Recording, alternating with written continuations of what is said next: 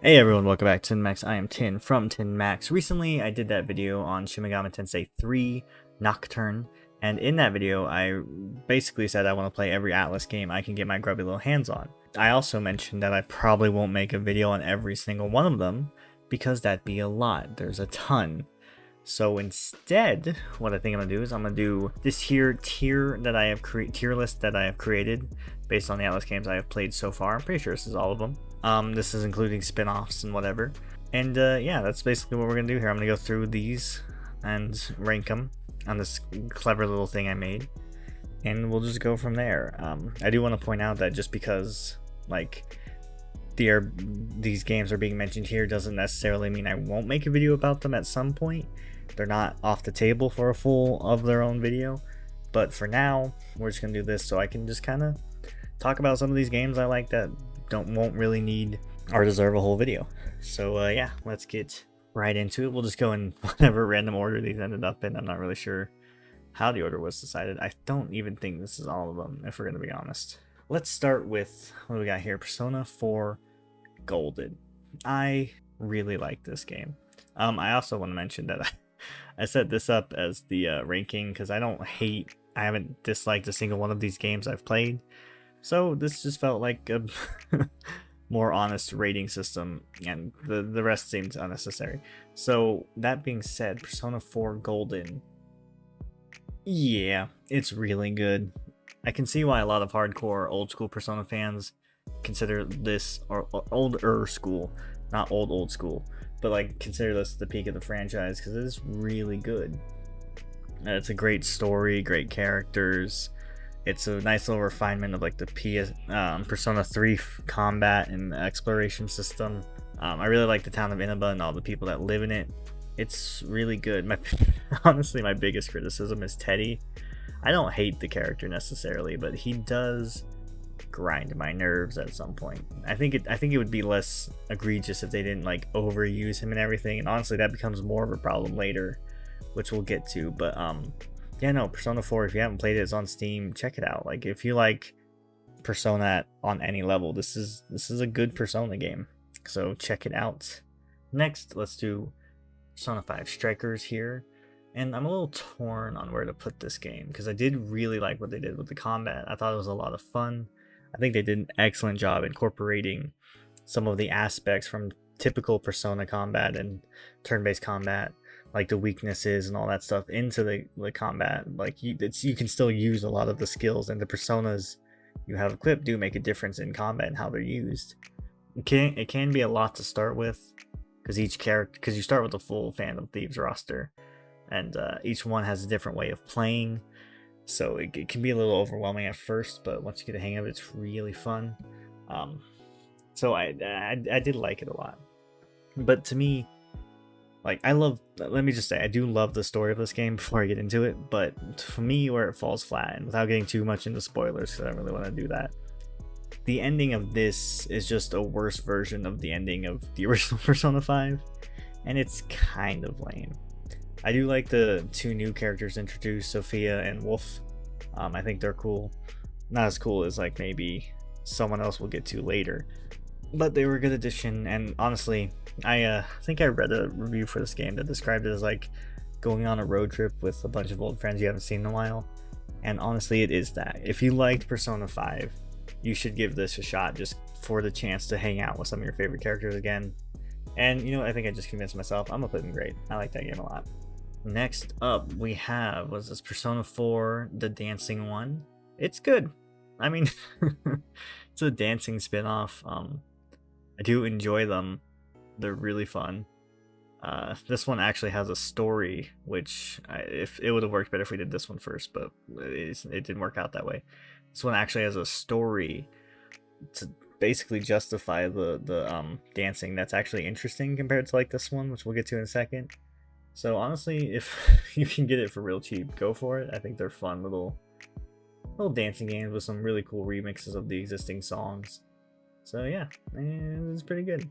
Ooh, and here, one recommended to me by a bunch of people in the comments of the SMT video, Digital Devil Saga. And I Man, this is gonna be, oof, yeah, no, I like that game a lot. It's so cool. It does a lot of really interesting things with the formula.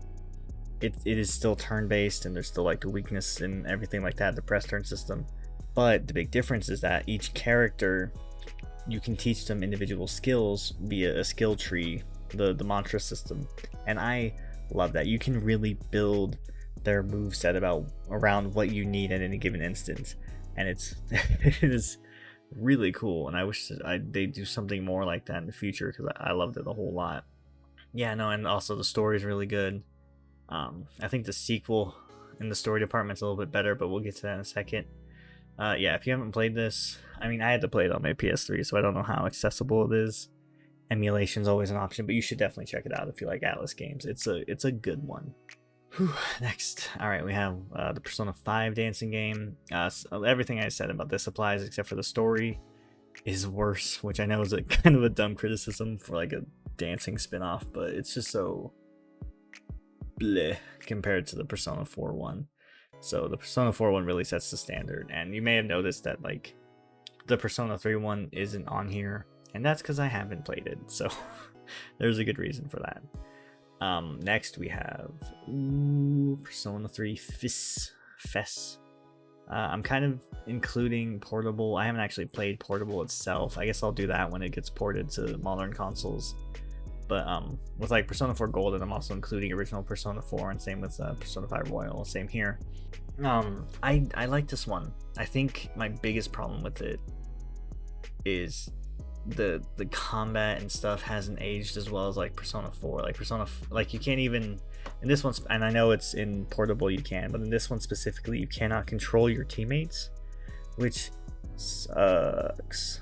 I will say that this is like, based on what I've seen so far, the first Persona game that really established the modern Persona, system, the style, the social links, and how they work. There is this cool mechanic where if you ignore a social link or you give the wrong answer, it can actually be reversed, and then you have to go out of your way to fix it and everything. I think that's a cool mechanic they should bring back in the future. It is also amazing. Man, I don't know. I really like Digital Devil Saga, but Persona, we'll put it at the end. That might be, they're pretty close. I think this one just does a lot of cool things combat wise, and this one's doesn't let you control your party for some reason. We have Persona 4 Arena Ultimax.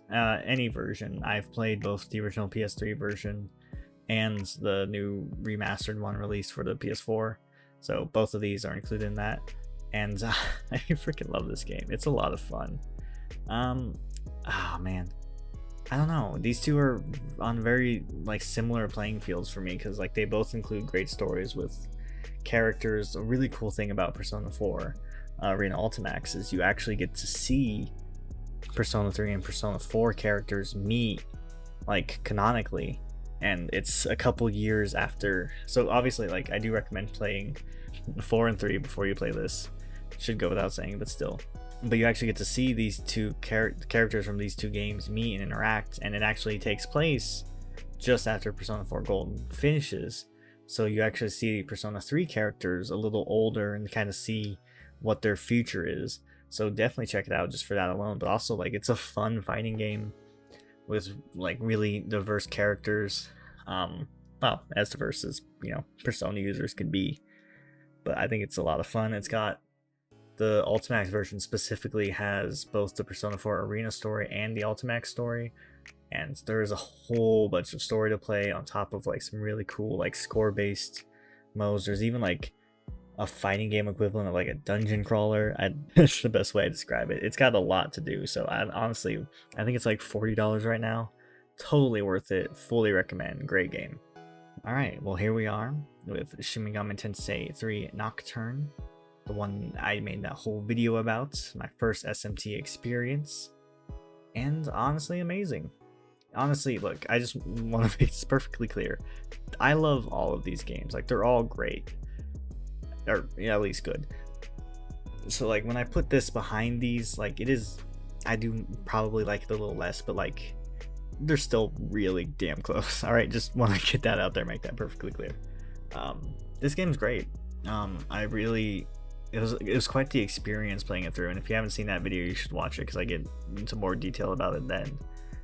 But it was a lot of fun. It was so interesting to go from like Persona to this and see the similarities and the differences, and the experience is truly unique to like a Persona or anything. So check it out if you haven't. Super good. Definitely brutal, but like I mentioned in my video, there is an easy mode now, so don't let that deter you. And here we are, the current black sheep of the Shin Megami Tensei games, Shin Megami Tensei 5.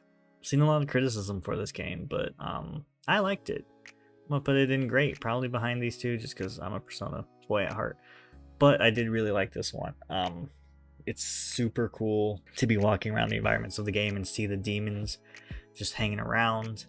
It's probably the most new user friendly Shin Megami Tensei game. Like, I definitely think like when they were making this, bringing in new people to the franchise was at the forefront of it. With a lot of decisions made, it's a lot more welcoming in terms of tone and gameplay and accessibility than like SMT3, for example.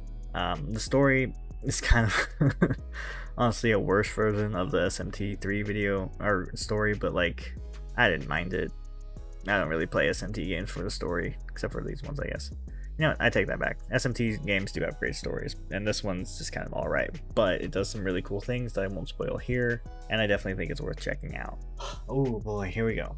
Like I mentioned earlier, this is going to include the base vanilla version of Persona 5. They're, like, I get that they're different, but they're the same, alright? So I'm just counting them as all one, and it's gotta be that. Like, I could understand why Persona 5 is not your favorite, but like for me personally, the bias is going to come in. Like, this was my first Persona game, my first Atlus game. This is really where I got to dive into the series, and it's what inspired me to play the rest of these. So I think it's kind of got to be up here, especially Royal. Royal is such a fantastic upgrade from the base game with so many great quality of life improvements, and probably the best additional storyline in any of these games. That being said, I didn't play The Answer. All right, don't at me. I didn't play The Answer, and I probably won't. It just seemed like a lot of work, and yeah, no, the bonus story for this, the third or the fourth semester, whatever it is, super good. Highly recommend. Fantastic game. All right, next, what do we got? Persona Q for the 3DS.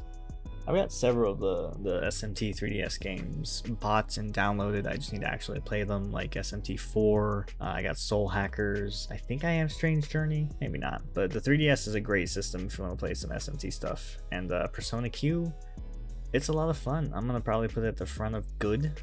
I like it. It's kind of like it's a very fan servicey game because like Ultimax, 3 and 4, they meet. You get to see them interact, and there's a whole lot of that, and it's fully voice acted in English, which is awesome. If you like the characters from both those games, this is obviously just like Ultimax, a full recommend just for that alone. It's also kind of gameplay wise a callback to older SMT with like the SMT and Persona with like the first person dungeon crawling with some fun puzzle solving. I do feel like it drags on a bit near the end.